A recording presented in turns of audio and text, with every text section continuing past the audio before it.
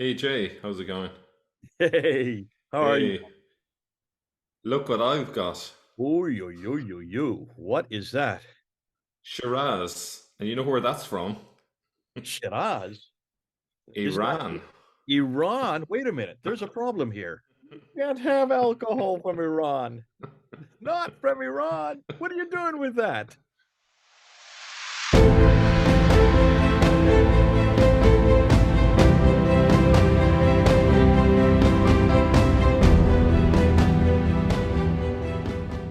Look at this.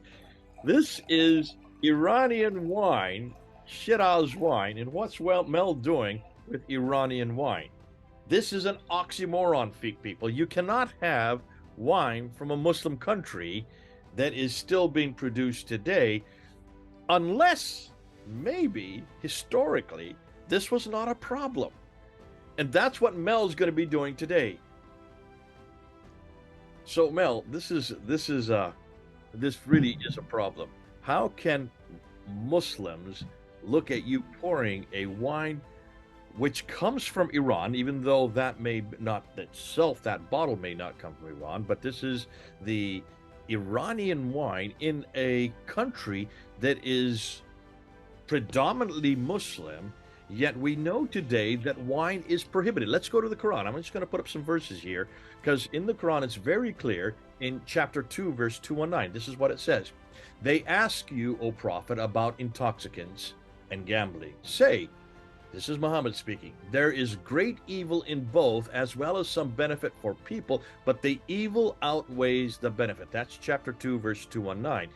In chapter 5, verse 90, it's even stronger. O believers, intoxicants, gambling, idols, and drawing lots for decision are all evil of Satan's handiwork. So shun them, so you may be successful. That's in chapter 5, verse 9. We go back to that same chapter and go to the next verse, and it says this: Satan's plan is to stir up hostility and hatred between you with intoxicants and gambling, and to prevent you from remembering Allah and praying. Will you not then abstain?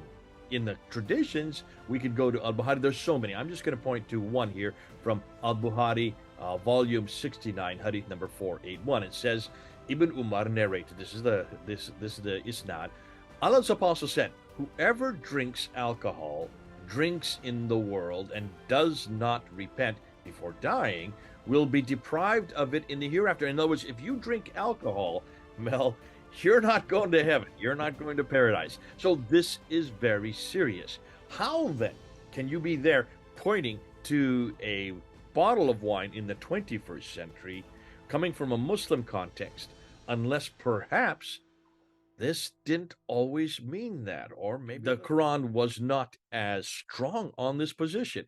Over to you, Mel. Let's see what you have to say, because you're going to throw some things at us that I've not heard before. Yeah. So the history of Islam's attitude, relationship, if you like, with alcohol is a bit of a roller coaster ride. We've assumed up to now that alcohol was abrogated from the seventh century. They've looked at the verses and said, right, this is the verse that's abrogating all the other verses. But what we'll see today is evidence that Muslims had different attitudes to alcohol down through the centuries. They were willing to tolerate it in some eras. Some eras they banned it, sometimes successfully, sometimes unsuccessfully. We'll also see that when they were drinking alcohol, it wasn't always in a moderate fashion, the way that the Quranic verse mentions. In fact, they were so fond of alcohol that even the Christians were commenting about their fondness for alcohol and shocked actually to see how much they drank. Now, Christians have got a mixture of attitudes to alcohol as well, in fairness. And I think if we looked at the Quran as a collection of opinions towards alcohol, then there's no problem. But once you start abrogating and saying this is the verse and the verses that allowed alcohol are no longer in place, then Islam has got a major problem. So I think in the early days, Muslims were an awful lot more relaxed about this issue. So Okay. without further ado, Let's I'm before you going get to your PowerPoint, I think also we need to say that almost every I don't know of any Muslim all other than very liberal Muslims, but any Muslim I have met is very clear you are not to touch alcohol. This is right across the board, regardless of whether the Quran has a position here and there, whether or not you exegete it this way or exegete it that way. Every Muslim that I have met is absolutely against alcohol for religious reasons, not for health reasons, not for hygienic reasons, for religious reasons. So if that is the case, and this is from every Muslim I know, then they talk to me about it. It's always because Allah dictated this. It's because the Quran stipulates this. The prohibition is in the Quran itself. Therefore, it comes from Allah himself. That's why they do not touch alcohol. Yet you're going to tell us, hold on a minute. There's a history behind this. There is a history, and they're in for a shock when they look at that history. So let's get started. Okay, so as you can see, there's a couple of bottles of Shiraz. The Shiraz, as you can see in the picture, are actually they're from Spain, I think, in both cases. So this is going to be an inquiry, first of all, about why there are French wines and Spanish wines and Australian wines that have Shiraz on the label. Is it because the vine comes from Iran, or is it because the reputation of the Iranian wine was so good that the Europeans wanted to imitate and emulate that wine? So, what's interesting is prior to Iran becoming a Muslim country, Zoroastrianism had an opinion about wine, and it actually was quite a moderate opinion. If one looks at the internal Iranian evidence, a new image of the importance of wine in classical Iran emerges. The most interesting of these texts is one called The Spirit of Wisdom from the 6th century CE, so this is just before the rise of Islam. One chapter discusses how wine can bring one's good and bad dispositions and argues that those who drink it in moderation benefit in enhanced awareness and intellectual facility. This that is begotten will be remembered, and goodness will take place in thought, and it will increase the sight of the eye and hearing of the ear and the speech of the tongue. And doing work and managing will proceed faster. Relative temperance, however, is emphasized, but anyone who drinks wine must be conscious to drink in moderation, since through moderate drinking of wine, this much goodness will come to him, because food will be digested and kindle fire of the body and increase intelligence and the mind and seed and blood and reject torment. So essentially, in Zoroastrianism, which would have been the religion of Iranians prior to Islam, it was a very mature attitude towards alcohol. Alcohol can be good for you as long as you drink it in moderation, would be a good summary. Now, was Islam anti-wine at the time of the conquest of Iran? An early Chinese record tells us quite clearly that the Umayyads didn't seem to have a problem with wine. So we turn to Sefu Yua Angui, which is the largest encyclopedia compiled during the Chinese Song dynasty. That's 960 to 1279. It was the last of the 4 great books of song. The previous 3 having been published in the 10th century. And there's an entry for during the reign of Caliph Suleiman, 715 to 717. So here is what it says. And this is from the Chinese point of view. Receiving invoice presenting golden silk woven robe, jewelry decorated jade, and luxurious wine cup as tributes from the king of Dashi, which would be the Tayeye, named He Mimoni. So we can see there that the Umayyads were comfortable with wine. They thought that a wine cup, a luxurious wine cup, would be a nice gift to give the Chinese. This doesn't indicate an aversion to alcohol. Now, feel free, Jay, to come in at any point. Well, this is exactly what we're looking for whenever we're looking at, in this case, a theological precept or a practice that is based on a theological precept that comes out of Scripture itself. Yet, when we go back to the very people who created or who were the first repository of Islam, the first caliphate, which would be the Umayyad Caliphate, which went from 651 up till 749, roughly 100 years. We're now in 715 to 717. That's in the 8th century. This is a long time after Muhammad. We're talking about 60, 70 years after, or 80 years after Muhammad. And yet here we find that the Chinese see them drinking wine quite readily. Obviously, this was not a problem in the 8th century, not during the Umayyad dynasty, the first real strong Islamic dynasty after the four rightly guided caliphs. Proof that there is a problem with this theology, and also, I would suspect, there may be a problem with these verses in the Quran. Yeah. Um, so so did winemaking end in Iran once Islam took over under the Abbasids? And the short answer is no. Um, in order for you to have vineyards, you need to keep the vines in place. It takes a lot of love. I was at a wine tasting event there recently, and the thing that I got from it was that the people who grow vines absolutely love their vines like children. They look after them, they nurture them, and it's a family tradition. It goes down through the centuries. So if we find any instances of wine being produced in Iran down through the centuries, there's usually centuries of that going back in time. So it's a long tradition. It doesn't you can't just start and stop traditions of wine production. It's a long commitment. So Shiraz wine, but isn't Shiraz in Iran? This is what we started with. Well, here's Shiraz. It's in southwestern Iran. I found this article in BBC News, and someone has actually done the research on this. And the question they wanted to know was, why do we call some of our wine Shiraz? Is it because the vine comes from Iran? That was really the question.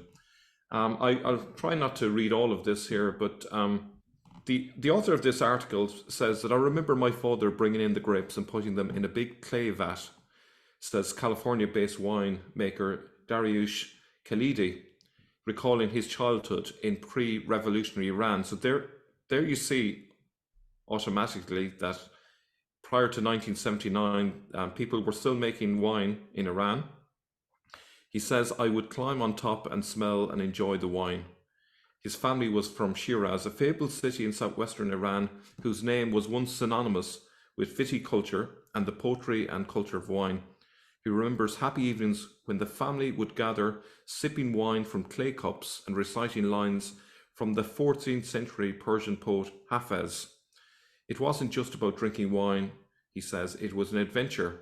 Now we'll refer to Hafez later, but it's the most popular poets in Persian history. The world, Dariush remembers, came to an end in 1979 when Iran's new Islamic rulers banned alcohol. They shut down wineries, ripped up commercial vineyards, and consigned to history a culture stretching back thousands of years. Now, it also mentions that grape cultivation has happened in Iran since 2,500 years BC, so a long time. By the 14th century, Shiraz wine was immortalized in the poetry of Hafez, whose tomb in the city is still venerated today. It's through the poetry that Europeans learned about the glories and beauty of Shiraz wine, and this is largely the reason why we have Shiraz written on the bottles today. We have from him, the poet, last night the wise tavern master deciphered the enigma. Gazing at the lines traced in the cup of wine, he unravelled our awaiting fate. In the 1680s, a French diamond merchant, Jean Chardin, travelled to Persia to the court of Shah Abbas. He attended elaborate banquets and recorded the first European account of what Shiraz wine tasted like.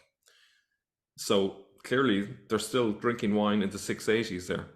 It was a very specific red, says French historian and Chardin expert Francis Richards. It was a wine with good conservation because generally the local wines very quickly turned to vinegar. So they were obviously very impressed with the wine.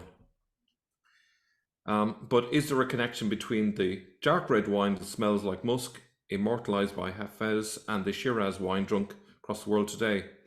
So to cut a long story short, there's a legend that vines were brought from Iran to France at the time of the Crusades. So this is essentially a local legend in France. But there was a DNA testing done in 1998 that ruled this out. So it seems to be that the vines that are referred to as Shiraz in France and Australia and so forth are just in honor of the Shiraz wine, rather than it being a direct connection. But it just shows you that how valuable that wine was considered, or how good that wine was. So while the vines in southern France do not come from Shiraz, the fact that the French, via Crusader tales and later Australian vine growers, with the adoption of the name Shiraz, attempted to associate their vines with Shiraz in Iran is testament to the huge reputation of Iranian wine immortalized by Hafez in the 14th century. So Shiraz wine is named after its namesake, a city in Iran. So this is that tale. I thought it'd be interesting to have a look at Hafez. Now, the thing about this is I find it hard to believe that a poet who is talking about the delights of wine could become popular in a country where no one drank wine. Would you find that hard to believe, Jay? Obviously, because of his notoriety, obviously because of the fact that he's a poet, obviously because his poetry points to the beauty and the majesty of this wine from that area of the world. This suggests very clearly that this was not a problem in the 14th century.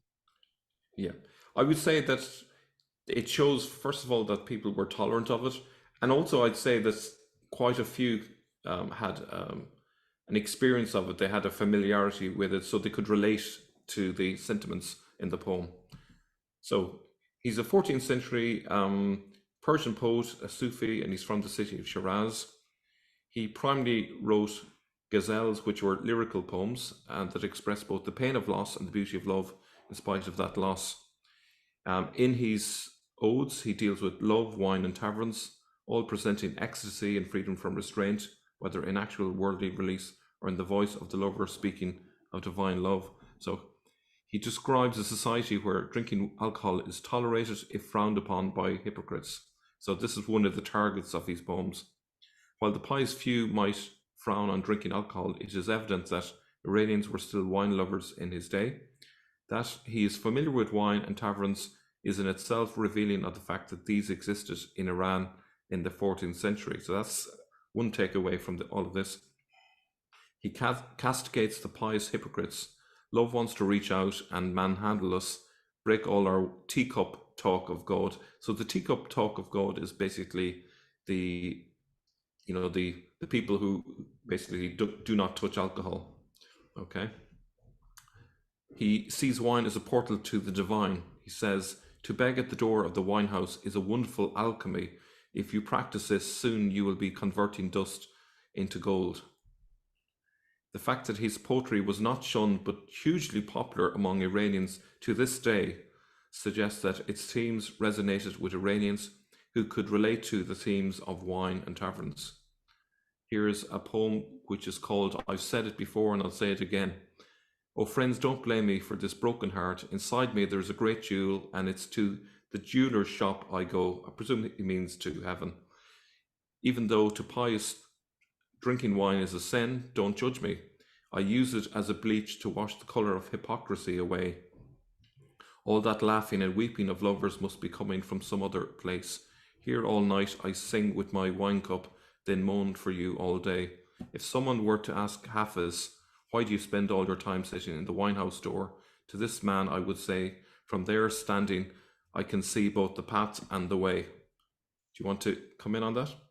Yeah, I mean, there is, to be clear, there is some injunctions against wine. I'm wondering if what he's referring to is the drunkenness, the fact that too much wine leads to drunkenness, which we have in Christianity as well. Paul, remember, tells Timothy to drink wine for his stomach.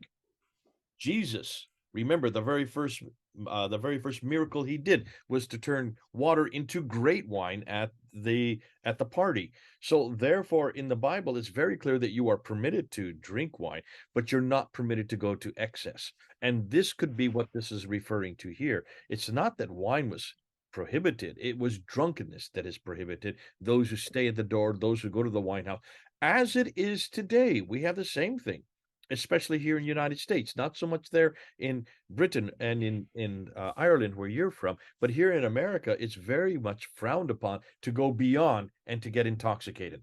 Drinking wine is not the problem itself; it is the intoxication. It's going too far. I Yeah, remember when I lived in France, goodness sakes, everywhere we went in France, the first thing they put on the table is wine. And you have wine just for table. Everybody, my wife, who hates wine, she doesn't like the taste of it, had to learn to drink wine. I like wine, so it was not a problem for me. But you can't go almost anywhere in France without having a bottle of wine, not water, but wine to wash down your food. So, but if you go to France and you see people who are drunk, that's frowned upon, and it could be that's what this poem is referring to. possibly. Yeah. Here's another one. He says, "From the large jug, drink the wine of unity, so that from your heart you can wash away the futility of life's grief. But like this large jug, still keep the heart expansive. Why would you want to keep the heart captive like an unopened bottle of wine?" So I really love that poem. It's about the kind of he's kind of using the metaphor of wine there to kind of represent the idea of being open and living life and so forth. Um, he goes on to say, "With your mouth full of wine, you are selfless, and you will never boast of your own abilities again. Be like the humble stone at your feet rather than striving to be like a sublime cloud. The more you mix colours of deceit, the more colourless your ragged, wet coat will get." So he's saying that rather than trying to puff yourself up, far better to learn to be humble than to think you're above everyone else. And so he's definitely thinking of certain people in his society, and he thinks maybe they could do with actually having a glass of wine and chilling out a little bit, and maybe not thinking so much of themselves but of others. The very first Um, line says it right there. Go back to the very first line, and you will see one before that, slide before that. so Drink the wine of unity. This is to be something you do with other friends. This is to be something you do in a group. And that's why he's saying, have a large drunk, drink it with friends. This is what you do when you're with friends. So it's obviously he is confronting these pious people who are frowning upon it because they do not know about this unity that wine brings. yeah. Okay, so he says, "Connect the heart to the wine so that it has body, then cut off the neck of hypocrisy and piety of this new man. Be like Hafez, get up and make an effort, don't lie around like a bum. He who throws himself at the belover's feet is like a workhorse and will be rewarded with boundless pastures and eternal rest." So I think that's a wonderful sentiment. He's not saying to be like a bum, but he's actually saying that have a bit of life about you, and this is actually the thing of God. It's not, as long as you don't go over the top. So that was the 14th century. What about in the 17th century? So do we think wine was tolerated in the 17th century in Iran? So a picture says 1,000 words. So here's a picture. So this is a picture of 17th century Persian court. The ruler was Shah Abbas, and you can see very clearly he's got a big container of wine in front of him. In fact, there's more than one. There's several, and people are having a good time. There's music, there's dance. This is very different to how we might imagine. These are Muslims drinking, carousing, having a great time together. I don't know if you want to come in on that at all. No, I mean, you're right. I don't need to say too much because it's all right there. It's right on the table. They have it in their hand. They're certainly drinking it. There seems to be no prohibition here in this painting, at least.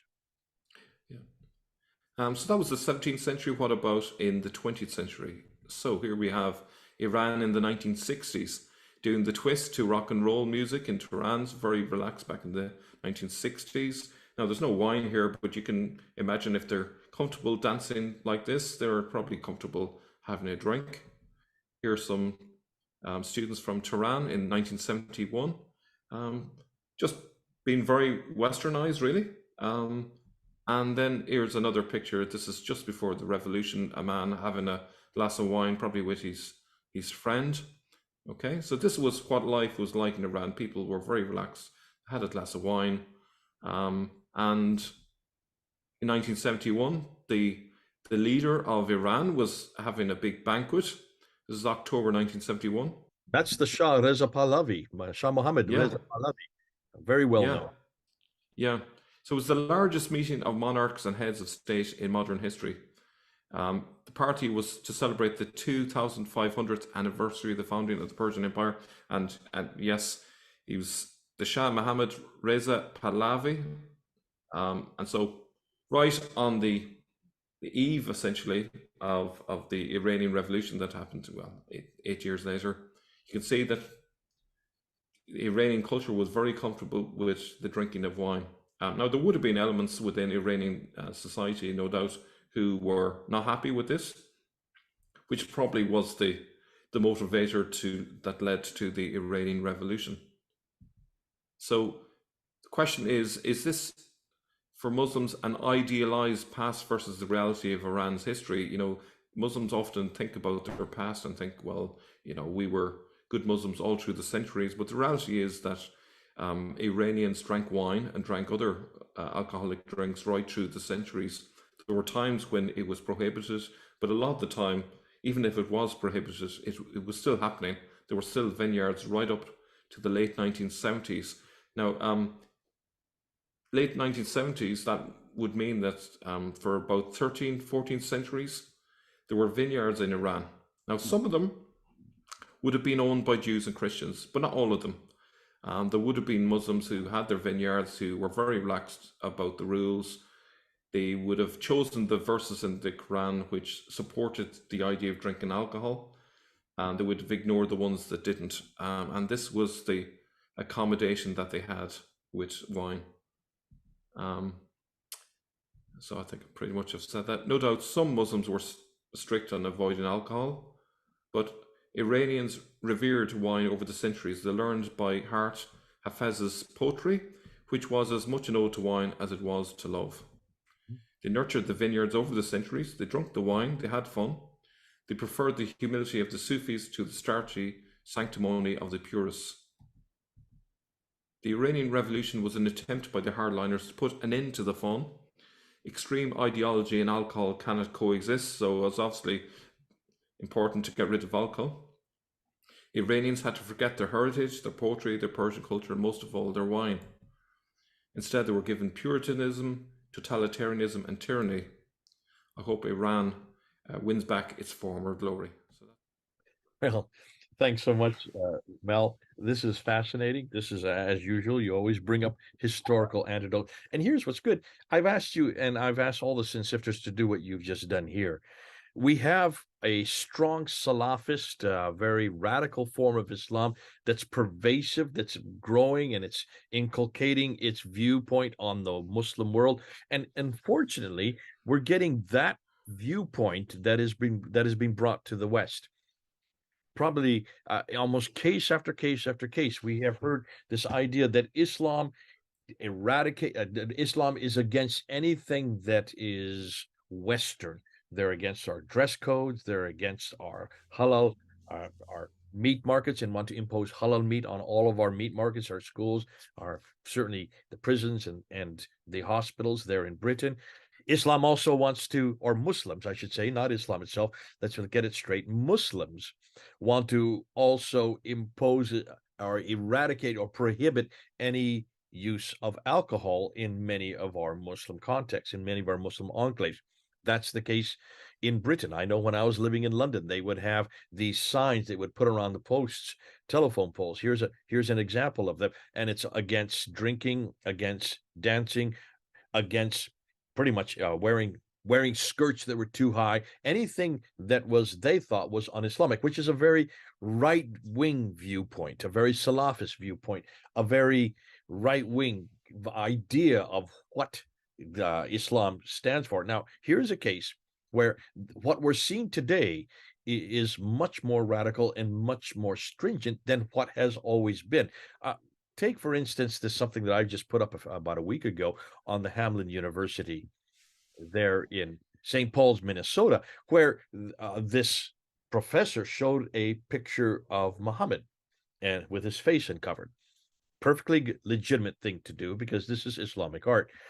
And she said beforehand that she would be showing this art. If anybody would be offended by it, don't come to this lecture, or turn off the Zoom camera for 5 minutes while she showed just two pieces of art.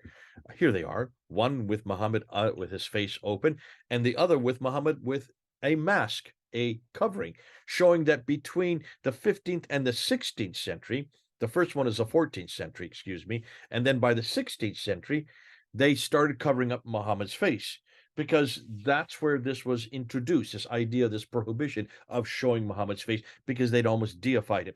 That caused a huge furore. The teacher was thrown off campus, and I helped, not I didn't put up, I told people to sign a petition that was put together by Christian Gruber, and it's over Gruber. Yeah. 6,000 people have now signed that petition. If any of you want to do so, you can do that as well. Here's the URL. I'll put it right below you. So here is another case we have seen where the images, and we did a whole, what's fascinating, because 2 weeks ago, you and I did a whole thing on looking at Islamic art, didn't we? Yeah, it's some time ago, and I can't remember. Was it 2 weeks? It's probably a bit longer than two weeks ago, Go but by I kind Pander of Films, you'll see yeah, it there. And we yeah. looked at this evolution in Islamic art, from showing Muhammad wholesale with his face uncovered, doing with these great pieces of art, not mocking him at all. And then by the 16th century, this was shut down and closed down, so that today, where it's no longer permitted for people to show Muhammad's face in any form. And that's what we see now with wine. Today, if you were to talk to any Muslim, and I've certainly had many discussions on this, it is absolutely prohibited. You do not touch wine, because Satan is the one that gave it. It is Satan's plan in chapter 5, verse 91 of the Quran. They always point to that. So you aren't even to touch one drop of it. Now, what's fascinating, it says in chapter 2, verse 219 that we read earlier, some benefit. It is a benefit for some people. I mean, it admits that wine is a benefit, much like what we see Paul saying to Timothy. It is a benefit. And we have said study after study, even today, that shows that wine is actually good for you if drunken in moderation. So the Quran admits that. It gives both positions. Today, however, you would only hear one position, only one idea. And so I think Muslims need to be careful, because looks like the Islam of the 7th and 8th and 9th up until the 14th and 15th century is a different Islam than what we're seeing today. The Islam of the up until the 14th century, so let's say the first 700 years, the first 700 years of Islam is a much more benign, it's much more reflective of the culture around it. It has an awful lot of Christian, Jewish, Zoroastrian influence, as you showed in those slides right there, because Shiraz is right there in southwestern Iran. That was Zoroastrian. The Zoroastrians had no problem with wine, and therefore the courts, you looked at, and you looked at the Abbasids, you looked at the Umayyads, they were drinking wine. The Abbasids, they were drinking wine. Up until the 14th century, they were drinking wine. You even went to Shah Abbas in the 17th century. He was drinking wine in his courts, that beautiful picture you showed. So obviously, up until the 16th, 17th century, wine was quite readily available. Something happened then that shut it down. And that's where we're seeing in almost every case, in almost every instance, there is a shutdown, a radicalization, a moving towards the right. And it's this movement towards the right that is causing such havoc today around the world, and also for Muslims, because it's making Islam irrelevant for the Western world, irrelevant for the 21st century, irrelevant for you and me. Muslims, you need to be careful. Not what you're following is not really what your scripture is saying, and is not what you first believe. Here again, Mel has brought up another example, certainly in Iran, even up to the point of Reza Pahlavi, the last king before the Ayatollah Khomeini came and took it over in 1979. He was drinking wine, and he was giving his wine to all the notaries who were coming coming there to Tehran in 1971. Good stuff. I just want to add something there is the fact that I regularly meet Iranians, and we go to the pub, we have a glass of wine, we sometimes have a beer. And these are the new generation coming up. There's a lot of Iranians who are young who don't go along with the mullahs, they don't go along with the Iranian revolution. And as you probably have seen in the news, they are rebelling. Some of them are getting hung in Iran, particularly in relation to women's rights. So I don't want to kind of leave this with just the idea that the Iranian Revolution has won. It's not over, folks. The young people are rebelling against that. They're looking for their freedom. They're looking to reconnect with their Persian heritage. They don't want the extremism. They don't want to have their freedoms curtailed. So I just want to kind of raise a glass to Iranians who are watching in support of them. So just want to finish with that. Thank you for that. Now, for this session and for this episode, what we're looking at is how Islam has evolved. What we're looking at is looking at the historical problems that do not reflect Islam today, does not, or should I say, the Islam of today does not reflect the Islam of the past, suggesting, as we've always said, that much of the standard Islamic narrative has all kinds of holes. Here's another one. We're going to go to another place, another country next, are we not, Mel? Let's Yes. or I don't want to take, maybe we need to just be careful and not say anything because we want this to be a surprise as well.